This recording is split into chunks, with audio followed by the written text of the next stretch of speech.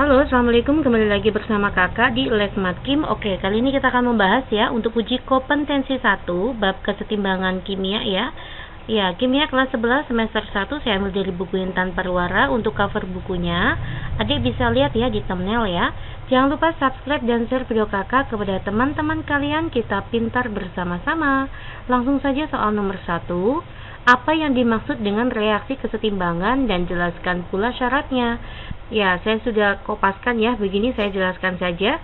Reaksi kesetimbangan adalah suatu reaksi bolak-balik yang berlangsung terus-menerus ya.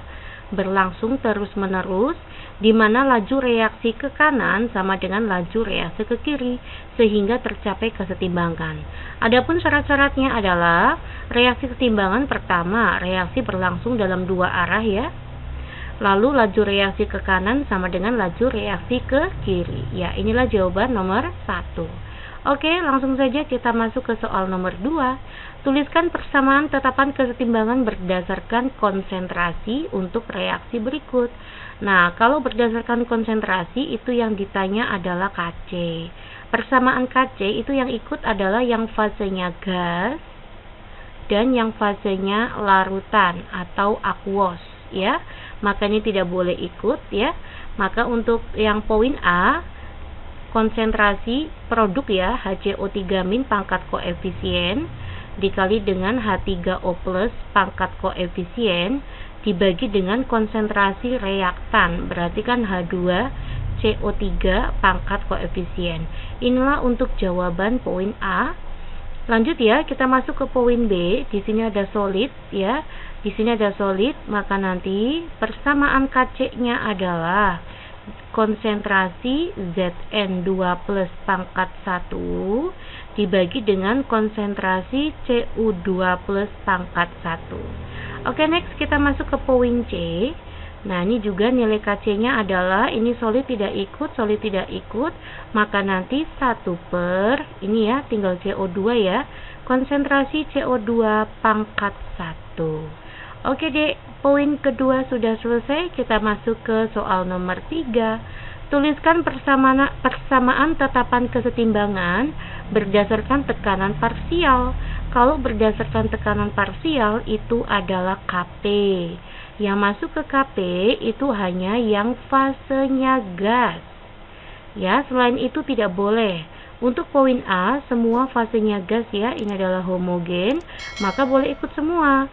P-nya ini SO2, Cl2 pangkat 2 karena koefisiennya 2 dikali dengan P parsial O2 pangkat 1 kita bagi dengan P parsial SO3 pangkat 2 dikali dengan P parsial Cl2 pangkat 2. Ya, ini adalah jawaban poin A.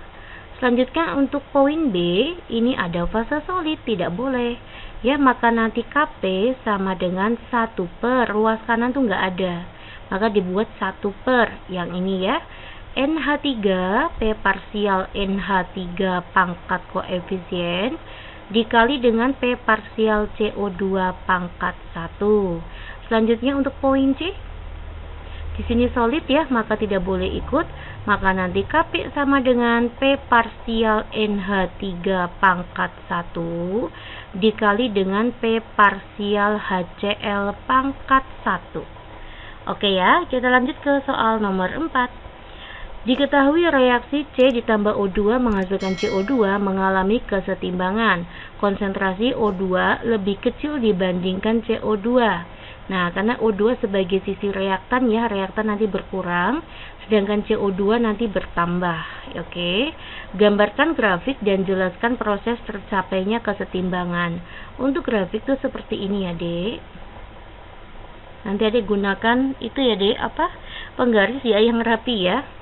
Nah, dikarenakan CO2 adalah sebuah produk ya, maka dalam keadaan mula-mula tuh belum ada apa-apa. Jadi kayak gini, Dek. Saya buat di sini ya, CS ditambah dengan O2 gas menghasilkan CO2. Di sini fasenya gas.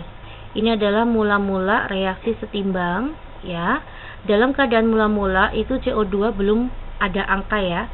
Nah, untuk C dan O2 nanti ada molnya X dan X ya. Untuk reaksi keseimbangan nanti C dan O2 itu akan berkurang, sedangkan produk untuk CO2 akan bertambah. Jadi kayak gini gambarannya, CO2 itu akan bertambah seperti ini. Inilah untuk CO2 konsentrasinya ya. Sedangkan untuk C dan O2 itu gambarannya kayak gini. Nah, kayak gini. Inilah konsentrasi untuk O2 dan C. Nah, masing-masing berkurang. Ya, paham ya, Dek? Nah, di sini ini kan dalam keadaan sudah lurus itu di sini ya, sekitar di sini ya. Ini adalah TE. TE itu apa? TE itu adalah waktu pada saat setimbang. Oke. Di sini ke atas itu adalah konsentrasi. Ya, untuk ke kanan ini adalah waktu. Ya, inilah grafik untuk menggambarkan reaksi di atas. Proses tercapainya kesetimbangan adalah selama reaksi berlangsung ya. Selama reaksi berlangsung,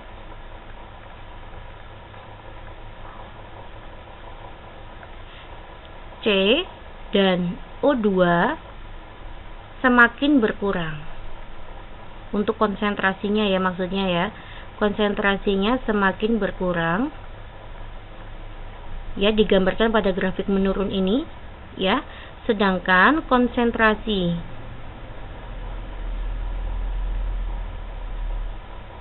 CO2 itu akan semakin bertambah.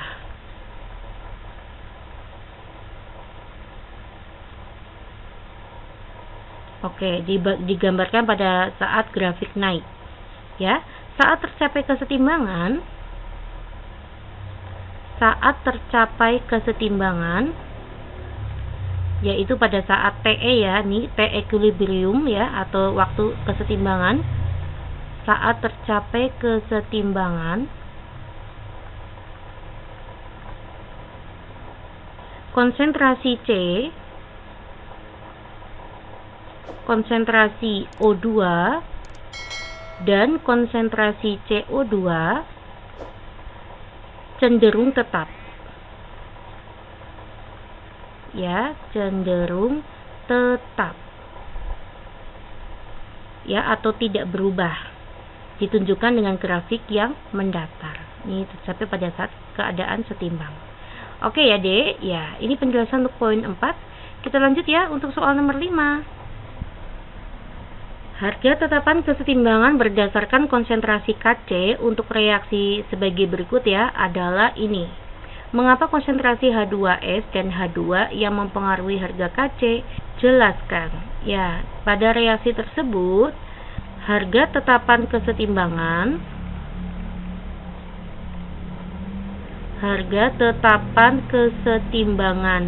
konsentrasi ya, atau di sini adalah Kc, itu hanya dipengaruhi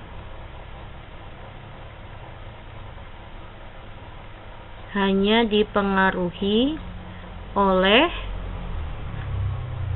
fase gas dan larutan. Nah, larutan ya, atau aqueous.